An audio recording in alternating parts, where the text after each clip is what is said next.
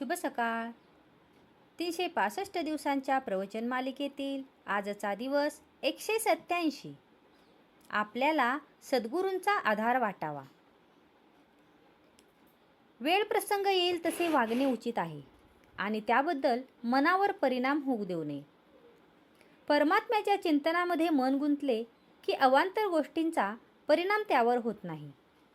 जेवढे झेपेल तेवढेच करावे. अभ्यास करावा, पण काळजी न करता.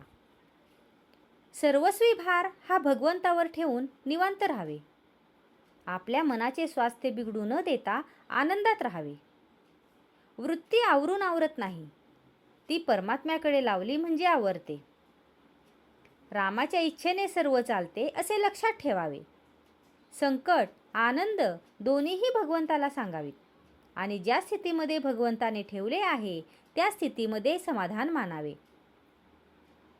अंतःकरणामध्ये सुप्त असलेले भगवंताचे प्रेम जागृत होण्यासाठी काही निमित्त लागते. तीर्थयात्रा आणि साधू संतांची भेट हेच ते निमित्त आहे. श्री रामचंद्रही तीर्थयात्रेला जाऊन अनेक संतांची दर्शने घेऊन आले.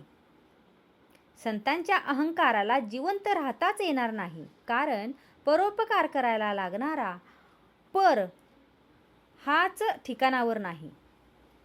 तर मग दुसऱ्याकरता मी काही केले ही भावना व्हायला आधारच कुठे राहिला.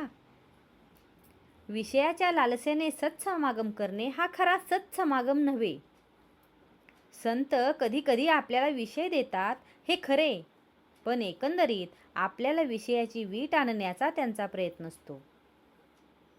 संतांच्या घरी नुसते पडून राहिल्याने देखील शुद्ध भाव येईल.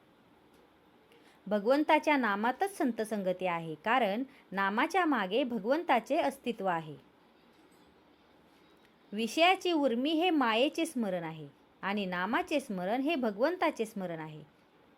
तपश्चर्येचे सर्वात शेवटचे फळ काही असेल तर ते परमेश्वराच्या ठिकाणी अनन्य भावाने शरण जाण्याची बुद्धी आहे. ती बुद्धी आपल्याला झाली पाहिजे.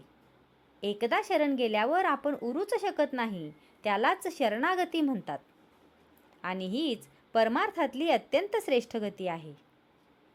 आपण आपल्या सद्गुरूचे आहोत असे छाती ठोकपणे सांगत चला. काही नाही केले तरी चालेल, पण आपले सद्गुरू आपल्या मागे पुढे आहेत अशी दृढ भावना आपल्या मनामध्ये असावी. मला सुखदुःख दोन्ही नाहीत, पण तुम्ही दुःखी झालात तर मला दुःख होते, तेव्हा तुम्ही मनाला दुःखच होऊ नये असे वागा. प्रपंची माणसाच्या दुःखाची मला पूर्ण जाणीव आहे, ती जाणीव ठेवूनच भगवंताचे नाम घ्या असे मी सांगतो. जे मी सुरुवातीला सांगितले तेच शेवटी पण सांगेन. तुम्ही कसेही असा, पण भगवंताच्या नामाला मात्र सोडू नका. तुम्ही नुसते नाम घ्या, बाकी सर्व भगवंतावर सोडा. आजचा हा भाग तुम्हाला कसा वाटला हे कमेंट करून नक्की सांगा. कमेंटमध्ये लिहा. जय जय रामकृष्ण हरी.